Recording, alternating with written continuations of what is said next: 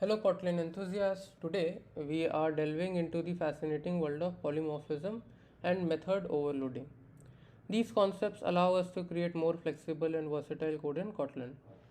Let's explore how they work together in action. So in the previous lecture we have already dealt with method overriding, which is one of the part of polymorphism itself. Now we are going to deal with method overloading. So polymorphism allows a single interface to represent different types, or in the case of Kotlin, for a single function to take on different forms. Method overloading is a form of polymorphism that allows a class to have multiple methods with the same name but different parameters. Let me show you how. So let's create a package over here.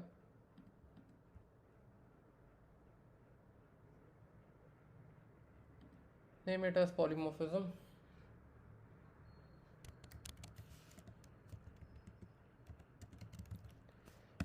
Okay. Now let's create a class. Name it as math operations. Done.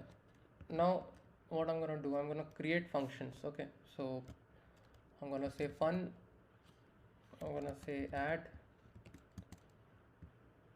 a int comma b int, then I'm gonna return it as int. I'm gonna return a plus b. Done.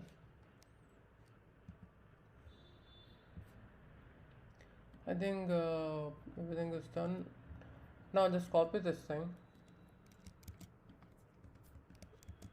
paste it. Now I'm gonna take it as, do it as double, double, make everything double over here. Done. Now again copy it. Now this time I'm gonna use string, copy this, paste string, done. Now just come to main activity. Just gonna remove this vehicle and car from the previous lecture. Over here, remove the previous codes. I'm gonna say, suppose val math ops is equals to, I'm creating a new object of math operations which we have just created. Okay, once that is done, I'm gonna say, suppose val result int is equals to math result in is equals to math op dot add and pass the integer. So if you see over here, I am passing integers, right? And if you just go to command enter, if you see over here, there are three functions with the same name, right? But the parameters are different, the parameter types are different. Here we have an integer type, here we have double and string, right? So the compiler will automatically detect what type of a parameter I'm passing. If I'm passing an integer, it will try to execute this function. If I'm passing a double, it will try to execute this function. So sort of like this. Okay, I'm just gonna copy this thing, paste it, result double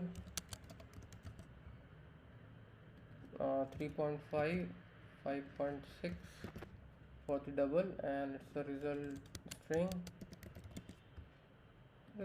suppose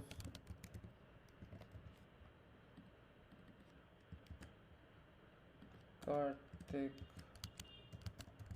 Kumar. Oh, done. Now let's print this value and let's see what happens. I'm gonna say result in bracket int result int.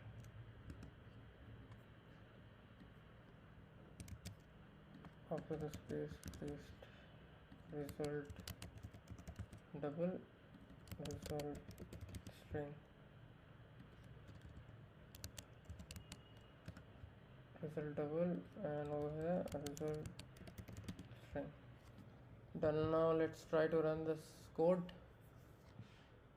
So in this example, we have a class method operations with overloaded add method. The main function showcases polymorphism, where the same method name add is used with different parameter types. Okay.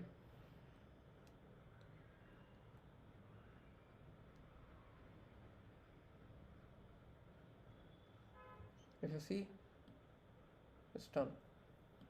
Right, it's working fine. So here we have a base, and there you have it.